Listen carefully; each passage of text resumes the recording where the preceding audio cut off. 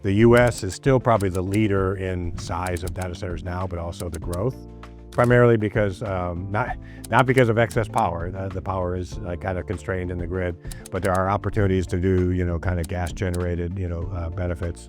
I think there's necessarily what I would call a home field advantage because all of the large international players ex-China are really US companies, right? Hi, and today we have the pleasure to be here in New York with Jeff Ferry, partner and head of digital infrastructure at Safanad. Welcome here. To start, data centers have transitioned from a niche alternative to a core institutional asset class. Given the current global cost of capital, is Safanad still seeing the same yield premium in digital infrastructure compared to traditional sectors like logistics, or is it the market becoming overheated by the AI hype? A great question, first of all, because like everybody has seen it in the papers and what's going on in digital infrastructure and data centers and the global growth of AI. And so from our perspective, and I've been investing in data centers for over 20 years, so I've seen a lot of history in the sector, right? In our mind, there's more capital being, because of the size, right? There's more capital being contributed into the sector. The size of these investments are growing, exponentially, right?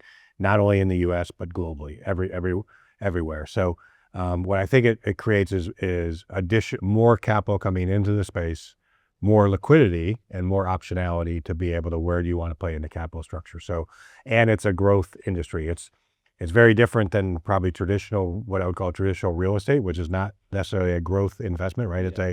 It's more of a bond, yield investment, but because of the growth and the exponential kind of investment, it's much more of a longer term, kind of yield enhancing investment because you do have some operational risk, right, involved in it. It's not just pure real estate. There's, an operation, you have a long-term contract that you need to fulfill. So there's additional yield built into the entire contract. Vis-a-vis, say, just a normal, kind of lease rate at, an office tower or, shopping center per se. And I will say that the biggest constraint for data center expansion today is power availability and grid reliability. When you look at Brazil and Latin America, does the region's renewable energy surplus outweigh this historical risk regarding political stability and currency volatility for a long-term fund like Safanad? For sure. And so, and you hit it right on the head, right? Right now, power is really the driving factor over how people think about the industry and how people want to invest and where they want to go. And so in today's world, right, the driver is AI, and it's in twofold. It's the large language models, right, which is really the engine behind all the, calculations and algorithms. And then there's the inference piece, which is really the part that you interact with, right? Where the answers and questions come from. And so those two pieces are growing and really impacting the amount of capital and the amount of power needed to drive that, drive the data centers. And so the U.S. is still probably the leader in not only, the size of data centers now, but also the growth. Primarily because not because of excess power. The power is kind of constrained in the grid, but there are opportunities to do kind of gas generated benefits. I think there's necessarily what I would call a home field advantage because all of the large international players ex-China are really U.S. companies, right? So it's easier in reality, even though there are some pushback from communities, it's so much easier to transact in the U.S. Zoning wise, capital wise, dollar denominated wise, and construction and talent for putting it together, right? Electricians, plumbers, skilled labor, et cetera. So the U.S. is still getting probably the lion's share, although it is expanding globally because there is this search for power. So to your question about LATAM, LATAM is not created equally amongst, power and also jurisdiction and political insurance. We have an investment in Brazil. I'm on the board of ALIA there. I can probably speak to Brazil more than I can to others, but yes, Brazil has a tremendous opportunity because of the excess power in the grid right now. It's all green power, which is attractive to the off-takers and the hyperscalers, and at a reasonable price, right? Dollars go a long way and versus real. There are some limiting factors though. The import duty on compute equipment is still there. I know Hadata has been debated and been put forth and been signed, but not ratified. It is a huge limiting factor to be able to kind of bring, and why I think it's delayed the investment in Brazil more so than it would have been, because it has everything you would want. It has, the labor. It has, you can build. I think it has support amongst the general, kind of states and local government. But that limiting factor, I think, which is not economic in nature, it's really political in nature, of not lifting the import duties on that is very restrictive, and, truthfully delaying in when people will make the investment. We have to go through this bottleneck in Brazil. We are not, in the U.S., we are not, immune to politics and kind of issues like that. And so I totally understandable, frustrating from an investor standpoint, because we could invest more capital and more opportunities, and, frustrating from the local Brazil standpoint too, because Brazil, São Paulo, I know there's a, São Paulo versus Rio, right?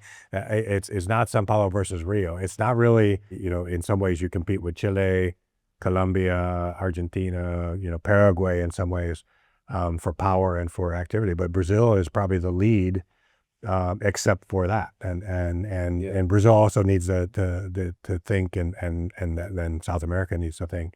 It's not just country versus country. It's more like the World Cup. It's Brazil versus Northern Norway, right? It's Brazil versus Eastern Europe.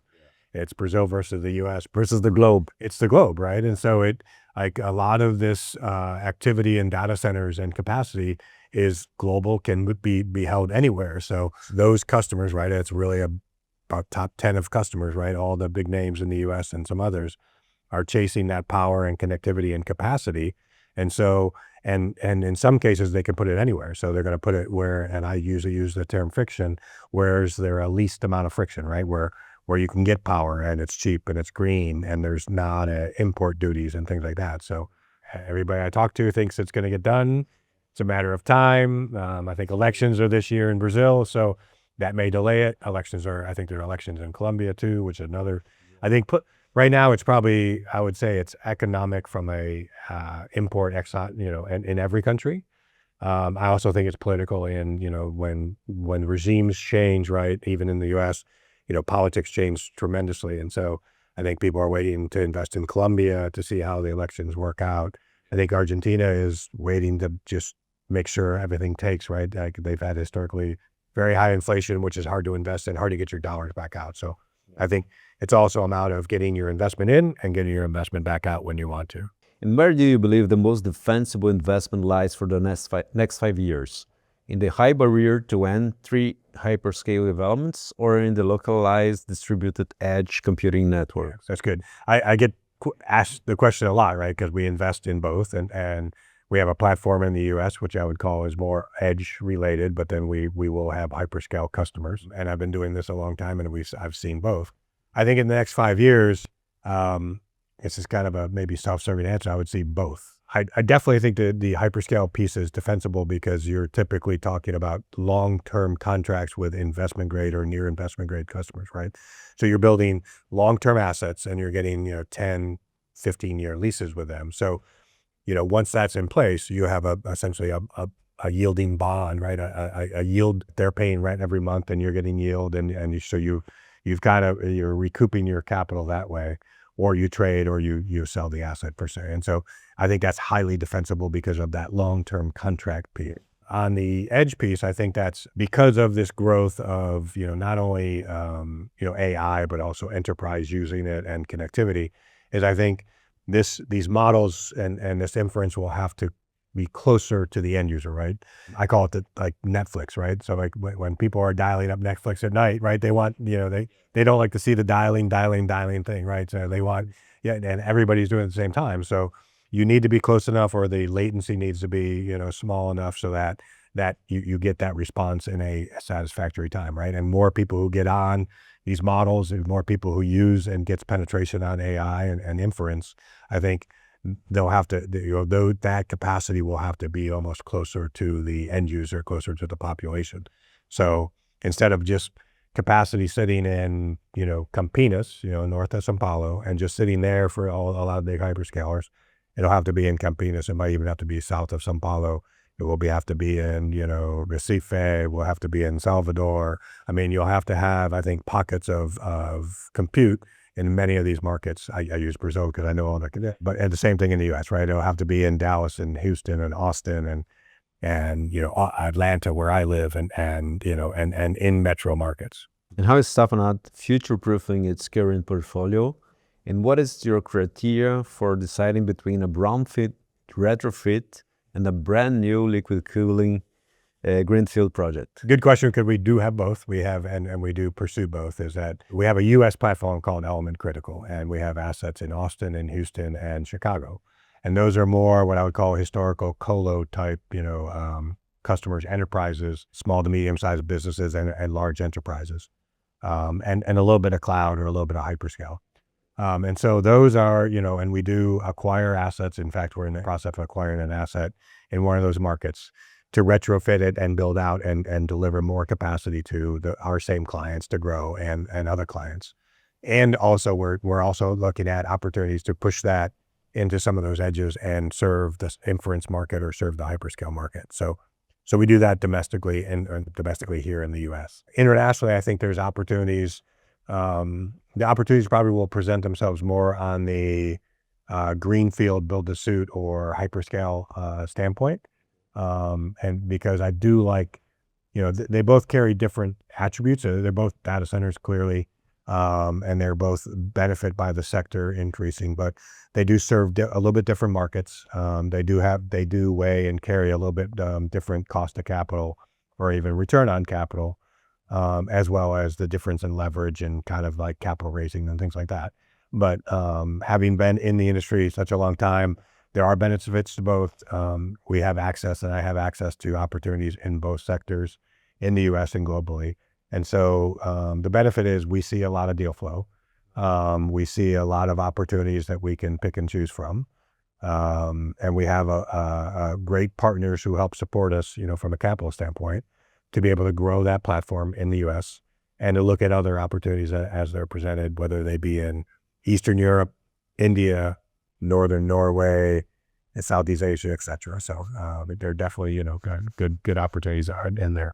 What are the key takeaways from the event so far, the GRI event here in New York? And what is your expectation regarding the panel you participate in? So I've been at a few of these over the years, right? And I think, we've talked, we have a conversation with IDB about the funding and funding infrastructure. I think those are all positive. I think the economic, I think they were just talking about down there, right?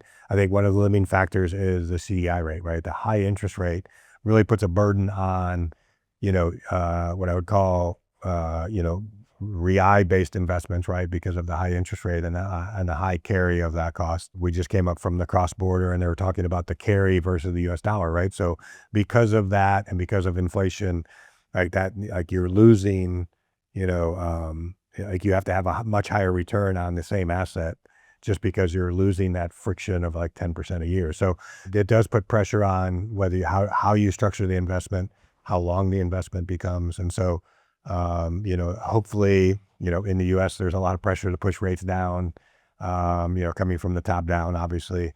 Hopefully there's pressure in Brazil, to accommodate and maybe, have lower CDI rate, which I think would help out overall, help out the economy, right? And help out, kind of foreign investment as well. But, I think there's just great conversations coming up, some folks and I know that the other people on the panel fairly well. It'll be a good conversation. When I first started, like investing a long time ago, nobody knew what a data center was. They didn't know where it was. And there wasn't, there was capital flowing to it, but, it has become now where, in the US, if you turn on CNBC in the morning and watch the business news, there's at least 2 or 3 segments every morning about AI, about data centers, about growth, about, capital investment. There's a tremendous amount of capital being invested by the top companies, right? Microsoft, Google, Amazon, Meta. It's literally like $700 billion, of which they'll probably hit this year. Estimates there'll be over $1 trillion next year, right on the top level there, including NVIDIA and some others. A company went public today called Cerebras, which is essentially a a hardware maker that competes in some ways with NVIDIA. They've, that stock is, the valuation is, is very large, and it doubled today, I think, after it went public. So a lot of interest in the U.S. People ask, is it a bubble? And you get naturally concerned, right? Because there are so many dollars chasing it and so much attention paid to it. But I think because a lot of the developments are tied to contracts, are tied to offtake, are tied to, real contracts. And your contracts are typically with, either investment grade companies or companies similar to, like I just called Cerebras or OpenAI or Anthropic, that have billions and billions of dollars in cash and have dollars of valuation. It doesn't insulate you, but you can make sound credit decisions and investment decisions on those types of companies, and you contract it in the right way.